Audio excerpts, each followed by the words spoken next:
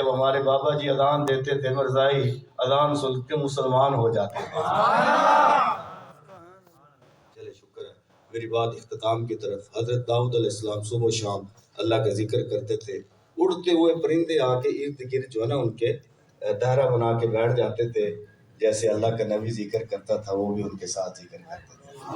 ان میں سے میں نے جو آپ کو آخری بات بتانی ہے حضرت صاحب کا کتاب سننے سے پہلے آپ کی توجہ رہے، وہ یہ کہ اللہ تعالیٰ نے ان کو بیٹا عطا فرمایا جن کا نام حضرت سلیمان علیہ السلام، حضرت سیدنا، جن کے ہوائیں بھی جن کے تابع تھی، جنات بھی جن کے تابع تھے، سبحان اللہ، بڑی شان والے نبی تھے، ٹھیک ہے نا جی۔ تو ان کے جو بیٹے ہیں نا جو داؤد علیہ السلام کے، حضرت سلیمان علیہ السلام، میں صرف ان کی ایک بات عرض کر کے گفتگو کو سمیٹ رہا ہوں اور دعا کر رہا ہوں اللہ کے اس پیارے نبی کے بیٹے کے صدقے اللہ سب کو شان والے بیٹے عطا فرمائے۔ بیٹے نام روشن کرتے ہیں، باپ کا نام بلند کرتے ہیں۔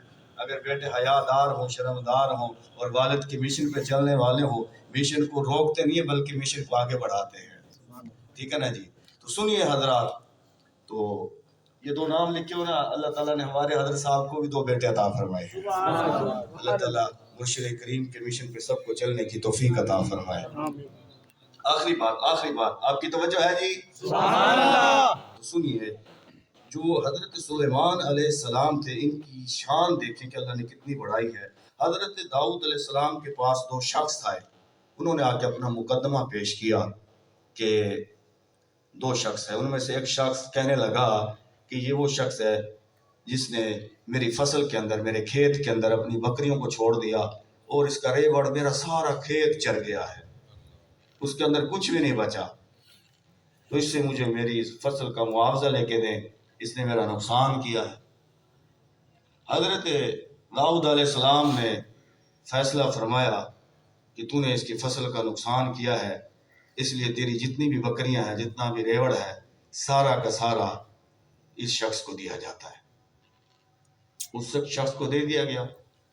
وہ شخص دوبارہ آپ کے بیٹے حضرت سلیمان علیہ السلام کی خدمت میں حاضر ہوا اور کہنے لگا جی ایسے ایسے معاملہ ہے، تو آپ کے پاس، آپ نے فرمایا ابا جی کے پاس گئے، انہوں نے کہا جی گئے تھے، انہوں نے ایسے فیصلہ کیا ہے۔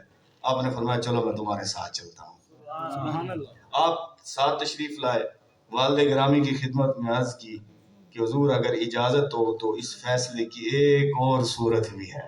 آپ نے فرمایا وہ کیا صورت ہے؟ فرمایا حضور جس کا کھیت کا نقصان ہوا ہے نا، جس کے کھیت کا نقصان ہوا ہے اس کو کچھ عرصے کے لیے یہ ریوڑ دے دیا جائے، وہ اپنا نقصان پورا کرے، اس سے دودھ بھی دوئے، اس کی اون سے بھی فائدہ اٹھائے، جب اس کے نقصان کا